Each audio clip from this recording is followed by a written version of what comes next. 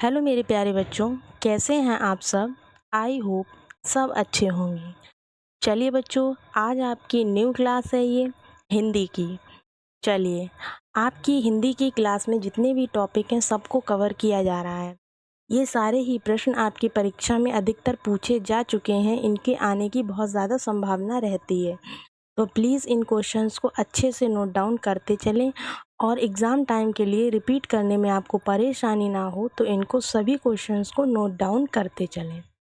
चलिए, आज की इस क्लास को हम शुरू करते हैं। आज का आपका मोटिवेशनल स्पीच है, ज़िंदगी कितनी भी कठिन लगती रहे, आप हमेशा कुछ ना कुछ कर सकते हो और सफल हो सकते हो। चलिए बच्चों, आज का आपका पहला प्रश्न क्या कह रहा है, देखते हैं। आज का पहला प्रश्न है आपका, निर्धन क्या कह रहा है? निर्धन के धन सी, क्या कह रहा है? निर्धन के धन सी तुम आई में कौन सा अलंकार है? क्या पूछा जा रहा है आपसे? अलंकार पूछा जा रहा है। ये जो पंक्ति दी हुई है आपकी, निर्धन के धन सी तुम आई में कौन सा अलंकार है? तो ऑप्शन में क्या दिया है? उपमा है, रूपक है, उत्प्रेक्षा है या फिर आपका अनुप्रास है। चारों में से आपको बताना है कौन सा आंसर हो जाएगा। तो देखो बच्चों, सबसे पहले तो इसको पहचानने की एक ट्रिक हम आपको बताते हैं। इसको पहचाना कैसे जाता है? जैसे दिया हो सा, यहाँ पर सी दिया है, इसी तरह से आपको दिया हो सा, सी, जैसा, सरिस या फिर सम। आपको कितने ऑप्शन दिए हैं? 5। 5 में से यहाँ पर कोई भी आपको दिया हो, उनमें पांचों को क्या बोलते हैं हम? इन पांचों शब्दों को जो ये दिए होते हैं, इनको बोलते हैं हम वाचक शब्द। क्या बोलते हैं? वाचक। कौन कौन से? सा, सी, जैसा, सरिस और सम। तो ये शब्द जहाँ पर दिए होंगे, वहाँ पर आपका कौन सा आंसर होना चाहिए? तो आपका वहाँ पर हमेशा प्रयोग होगा उपमा अलंकार। कौन सा अलंकार आएगा आपका? उपमा। ये पांचों ही शब्द क्या होते हैं? ये पांचों शब्द आपके वाचक शब्द होते हैं। चलिए नेक्स्ट क्वेश्चन देखते हैं।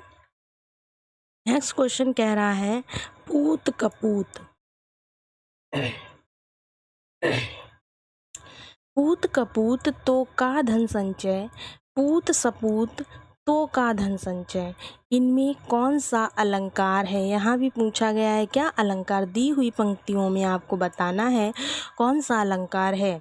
ऑप्शन में दिए हैं लाटानुप्रास है, वृत्यानुप्रास है, श्रुत्यानुप्रास है या फिर छेकानुप्रास है।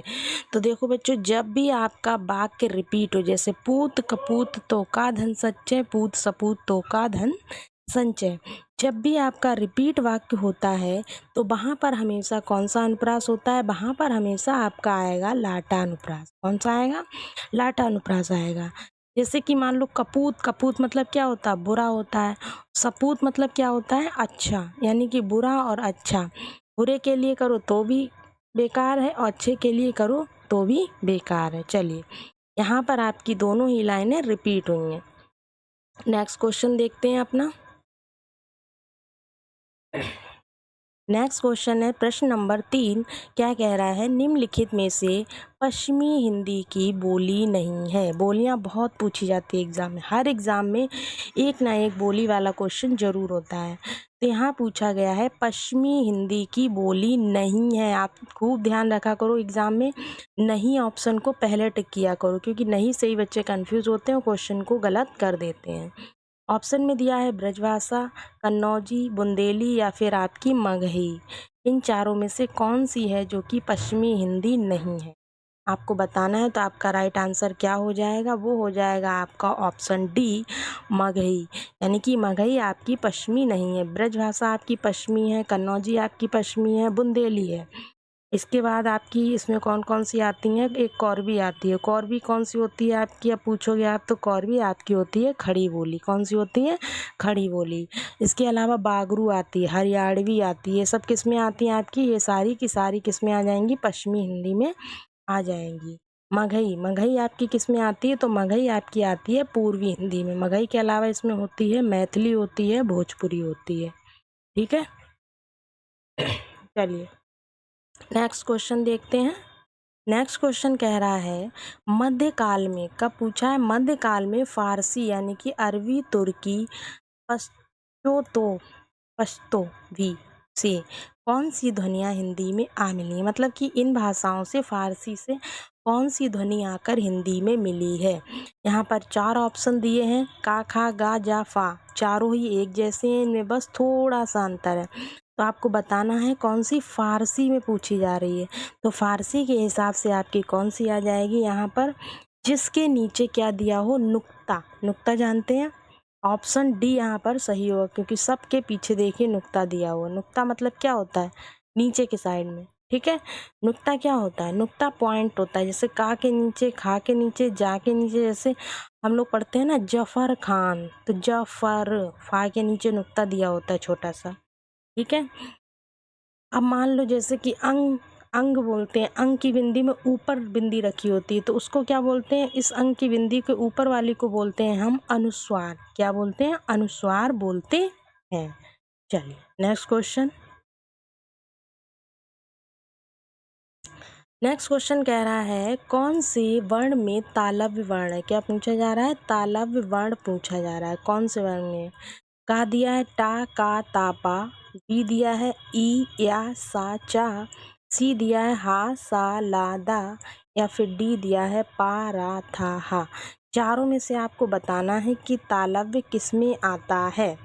तो आपका राइट आंसर क्या हो जाएगा इस क्वेश्चन का, वो हो जाएगा आपका ऑप्शन बी, ई, या, सा, चा। ये जो है आपके तालव्य वर्ण में आते हैं। किस में आते हैं, वर्ण में।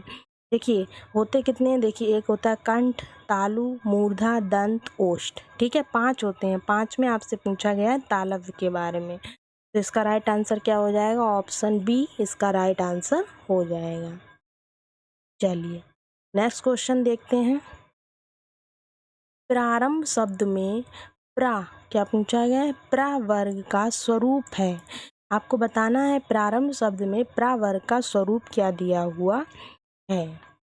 देखिए पा प्लस रा, रा हलंत पीछे आ गया, पा हलंत आगे है, रा, पा हलंत आगे है, रा पे भी, ये तो होने से रहा पा और रा। फिर पा और रा दोनों में हलंत नहीं है। जब प्रा आधा एक पूरा है तो हलंत तो होगा। तो प्रा में पा पूरा पढ़ेंगे या फिर रा पूरा पढ़ेंगे, पा को आधा पढ़ रहे हैं ना, प्रा, रा पूरा निकल रहा है। तो आपके जो पा के नीचे हलंत होता है वो वाला ऑप्शन आपका कैसा हो जाएगा, राइट हो जाएगा। यानी कि ऑप्शन बी आपका सही आंसर हो जाएगा। आधे पा के नीचे हलंत है तो इसको हम आधा पढ़ेंगे, ठीक है। चलिए नेक्स्ट क्वेश्चन। नेक्स्ट क्वेश्चन कह रहा है निम्न में से कौन सा शब्द संज्ञा है। क्या पूछा जा रहा है आपसे, संज्ञा पूछी जा रही है। जो शब्द यहाँ दिए हैं उसमें से आपको बताना है संज्ञा कौन सा शब्द है। ऑप्शन ए सीधा, बी हिमालय, सी सच, डी झूठ। इन चारों में से संज्ञा कौन सा है ये आपको बताना। देखिए सीधा, सीधा क्या हो जाता है, गुण हो जाता है। हिमालय नाम है, सच भाव है, झूठ भाव है। तो चारों में से आपका राइट आंसर क्या हो जाएगा, राइट आंसर होगा ऑप्शन नंबर बी, हिमालय। देखिए संज्ञा में क्या आता है, संज्ञा में किसी व्यक्ति, वस्तु या भाव स्थान के नाम को संज्ञा कहते हैं। तो हिमालय में यहाँ पे कौन सी संज्ञा होगी, हिमालय में यहाँ पे होगी व्यक्तिवाचक संज्ञा, क्योंकि हिमालय कोई नाम है, एक अनोखा नाम है। हिमालय जैसा कोई दूसरा नहीं हो सकता है। इसी तरह से आप ले लो ताजमहल को ले लो, रघुवीर, रघुवीर तो कई सारे लोगों का नाम, लेकिन रघुवीर, हर रघुवीर अपने आप में एक अनोखा होगा, मतलब कोई एक जैसा नहीं हो सकता है, ठीक है। चलिए नेक्स्ट क्वेश्चन देखते हैं हम। नेक्स्ट क्वेश्चन कह रहा है मुझे थोड़ी चाय दो। कितनी, थोड़ी, ठीक है। इस वाक्य में विशेषण बताना है। क्या बताना है आपको, विशेषण। तो देखिए समुदायवाचक, परिणामवाचक, गुणवाचक या संख्यावाचक। देखिए यहाँ पर कहा है मुझे थोड़ी चाय दो, थोड़ी। देखिए थोड़ी समुदाय में तो आने से रही, ठीक है, संख्या हो नहीं सकती। अगर वो यहाँ पर कहता मुझे 4 कप चाय दो, इतनी 4 कप, तो यहाँ पर क्या हो जाता, संख्या आ जाती। क्या आ जाता, संख्या आ जाती। तो संख्या तो है नहीं थोड़ी, तो क्या बचा है आपका, बचा है परिमाणवाचक। क्या बचा है, परिमाणवाचक, जो कि इसका राइट आंसर है। मान लो एक शब्द आता है मिठाई, एक होता है मिठाई, दूसरा होता है आपका मिठास। दोनों ही क्या होते हैं? विशेषण होते हैं।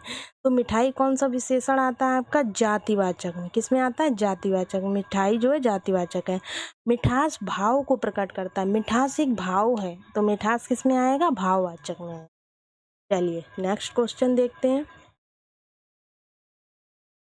ओहो, मेरा सिर फटा जा रहा है, वाक्य है कैसा? देखिए सिंपल सा है, यहाँ से तो पता ही चल रहा है। प्रश्नवाचक में क्वेश्चन मार्क होता, आज्ञावाचक में आज्ञा दी जाती, विस्मयबोधक और निषेधात्मक के नकारात्मक होते हैं। विस्मयवाचक यानी कि यहाँ पर इसने एकदम से विस्मयबोधक चिन्ह दिया हुआ है, तो इसे क्या बोलेंगे? ये वाक्य आपका कैसा हो जाएगा? विस्मयवाचक। जैसे हो, अरे, हे, ये सब किस में आते हैं? विस्मयबोधक में आते हैं। चलिए नेक्स्ट क्वेश्चन क्या कह रहा है? उसने कुछ नहीं खाया, वाक्य में रेखांकित पद क्या है? तो बच्चों यहाँ पर रेखांकित पद जो है, रेखांकित कौन सा होगा? कुछ। ठीक है, उसने कुछ नहीं खाया है।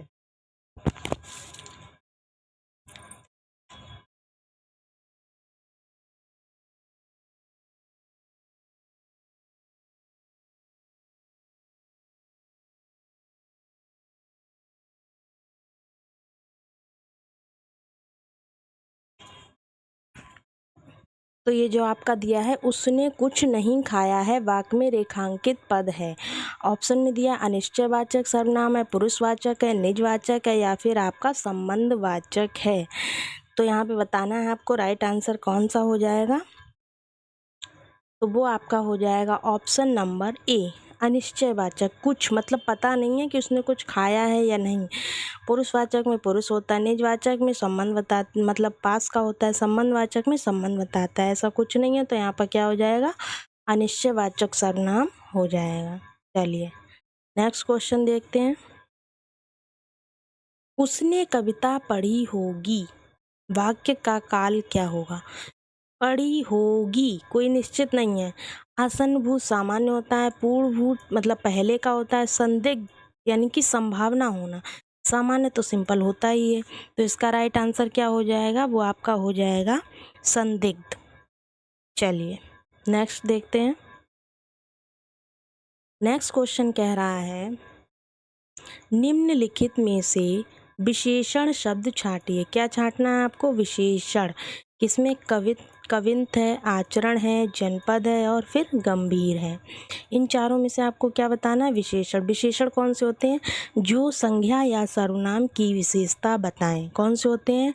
जो संज्ञा या सर्वनाम की विशेषता बताएं, उनको क्या कहते हैं? विशेषण। तो इसका राइट जवाब क्या हो जाएगा? गंभीर यहाँ पर विशेषण है। चलिए नेक्स्ट क्वेश्चन क्या कह रहा है? निम्नलिखित में से कौन सी प्रेरणार्थक, क्या पूछा गया? प्रेरणार्थक क्रिया नहीं है। क्या पूछा गया? नहीं। सीखना, लिटाना, जगाना या फिर बुलाना। चार ऑप्शन दिए हैं। प्रेरणार्थक क्रिया कौन सी होती है? आपको बताया था, प्रेरणार्थक क्रिया होती है कि दूसरे से कार्य करवाना। क्या करवाना? किसी दूसरे से करवाना। ठीक है, यहाँ पर देखिए सीखना, लिटाना, जगाना और बुलाना। बुलाना जो है आपकी किससे बनी है? बुल से बनी है। जगाना किस प्रेरणार्थक क्रिया से बनी है? जगाना बनी है जग से। लिटाना किससे बनी है? लिटाना आपकी बनी है लेटना, इसकी मूल धातु क्या हो जाएगी? लेटना। सिखाना, सिखाना की कोई मूल धातु नहीं है, तो ये क्या हो जाएगा? ये आपकी प्रेरणार्थक क्रिया हो जाएगी। तो इसका राइट आंसर क्या हो जाएगा? Option number A. चलिए नेक्स्ट क्वेश्चन क्या कह रहा है? मेरी लड़की कौन है? कह रहा है मेरी लड़की कौन है, वाक्य में कौन सा कारक है? आपको क्या बताना है? कारक बताना है। नीचे दिए गए विकल्पों में से सही विकल्प की पहचान कीजिए। संबंध कारक है, अधिकरण कारक है, संप्रदान है या फिर कर्ता कारक है। इन्होंने कहा है मेरी लड़की कौन है। देखिए संबंध बताने के लिए क्या क्या होना चाहिए? ना, ने, नी, रा, रे, री, का, के, की, ये कहीं पर लिख लीजिए आप। संबंध बताने वाले में हम क्या लगाते हैं? ना, ने, नी और रा, रे, री, का, के, की। तो यहाँ पर क्या आ रहा है? मेरी। मेरी में क्या आ रहा है? री। क्या आ रहा है? री। जब यहाँ पर री आ रहा है तो इसमें कौन सा ऑप्शन सही हो जाएगा? तो आपका हो जाएगा संबंध कारक। ठीक है, इसमें अधिकरण में क्या आता है, तो अधि में आता है में, पर यानी कि स्थान, ठीक है। संप्रदान में क्या आता है, के लिए। संप्रदान में आपका क्या आता है, के लिए आता है। और कर्ता में क्या आता है, ने आता है। चलिए आपका अगला क्वेश्चन क्या है। अगला क्वेश्चन है आपका, निम्नलिखित में से कौन सा शब्द पुल्लिंग है। क्या बताना है, पुल्लिंग बताना है। तो ऑप्शन में क्या दिया है, आय दी है, व्यय दिया है, नहर दी है और लहर दी है। 4 ऑप्शन दिए हैं, चारों में से आपको पुल्लिंग बताना है। तो देखिए लहर का क्या होता है, लहर कैसे, इनका वाक्य प्रयोग करके देखिए। लहर उठी, नहर, लहर उठी, नहर क्या होती है, अच्छा पुल्लिंग बताना है। तो सिंपल सी बात है, व्यय। देखिए आय हुई, तो आय हुई तो पुल्लिंग नहीं हुआ। नहर बही, ये भी पुल्लिंग नहीं हुआ। लहर उठी, ये भी नहीं हुआ। व्यय हुआ, व्यय हुई थोड़ी ना कह सकते हैं, क्या कहेंगे, व्यय हुआ। तो आपका कौन सा पुल्लिंग हो जाएगा, व्यय। चलिए नेक्स्ट क्वेश्चन देखते हैं। इनमें से कौन सा शब्द सदैव बहुवचन में प्रयुक्त होता है। क्या कहा है, सदैव यानी कि हमेशा बहुवचन में प्रयोग होने वाला आपको शब्द बताना है। जैसे कि मान लो दिया है प्राण, प्राण पखेरु उड़ गए। क्या कहा, प्राण पखेरु उड़ गए। तो आपका प्राण जो है आपका हमेशा कैसा होता है, बहुवचन में प्रयोग होता है, इसको एक वचन में प्रयोग नहीं कर सकते हैं। चलिए नेक्स्ट क्वेश्चन क्या कह रहा है। नेक्स्ट क्वेश्चन कह रहा है, उद्धरण शब्द में संधि होगी, बताना है। उद्धरण जो शब्द दिया है उसमें कौन सी संधि है, यण है, वृद्धि है, अयादि है या फिर व्यंजन है। देखिए ये जो दिया है दा के नीचे धा, क्या दिया है, दा के नीचे धा, ये किससे जोड़ के बनता है, तो ये बनता है आपका ता प्लस हा से। किससे बनता है, ता प्लस हा से। और जहाँ पर ता प्लस हा से जोड़कर बनता है वहाँ पर आपकी कौन सी संधि हो जाती है, वहाँ पर आपकी हो जाती है व्यंजन संधि, ठीक है। नेक्स्ट क्वेश्चन देखिए, नवओढ़ा, नवोढ़ा का संधि विच्छेद क्या होगा, आपको बताना है नवोढ़ा का संधि विच्छेद। तो नवोढ़ा का कौन सा हो जाएगा, नवोढ़ा को हो जाएगा ऑप्शन नंबर सी, नवधन ऊड़ा। क्या हो जाएगा, नवधन ऊड़ा। चलिए नेक्स्ट क्वेश्चन क्या कह रहा है, नेक्स्ट क्वेश्चन है, ऋणयुक्त शब्द में कौन सा समास है। ऋण युक्त होगा, यहाँ पर मिसप्रिंट हुआ है। ऋण युक्त शब्द में कौन सा समास है, संबंध तत्पुरुष है, संप्रदान तत्पुरुष है, अधिकरण तत्पुरुष है या फिर अपादान तत्पुरुष है। आपसे पूछ रहा है ऋण युक्त में कौन सा समास होगा, यानी कि ऋण से मुक्त। क्या कह रहा है, ऋण से मुक्त, जिसके सिर पर कर्जा होगा वो उससे मुक्त हो जाए। क्या हो जाए, मुक्त हो जाए, यानी वो कह दे कर्जा जा, जाना यानी कि अपने से दूर होना। तो अपने से दूर होना में यहाँ पे कौन सा कारक हम लगाते हैं, वो लगाते हैं हम अपादान तत्पुरुष। यहाँ पर क्या हो जाएगा, ऋण मुक्त में हो जाएगा अपादान तत्पुरुष। चलिए नेक्स्ट क्वेश्चन क्या है, नेक्स्ट क्वेश्चन है, धर्मजय में समास है। क्या पूछा है, धर्मजय में समास तत्पुरुष होगा, कर्मधारय होगा, बहुब्री होगा या फिर आपका अव्ययी भाव होगा। आपको बताना है धन अर्जय में कौन सा समास है। तो राइट आंसर क्या हो जाएगा, ऑप्शन नंबर सी, बहुब्री। धनर्जय में कौन सा है, बहुब्री समास है। बहुब्री समास के आपके उदाहरण हैं, जैसे मान लो पंचानन हो गया, नीलकंठ हो गया, बीणा पाड़ी हो गई, ये सब किसके उदाहरण हैं, आपके बहुब्री समास के। चलिए चलिए बच्चों, आपके 20 क्वेश्चंस कंप्लीट हुए हिंदी के। अगर आपको क्लास अच्छी लगी है तो प्लीज़ चैनल को लाइक, सब्सक्राइब और शेयर करें। Thank you.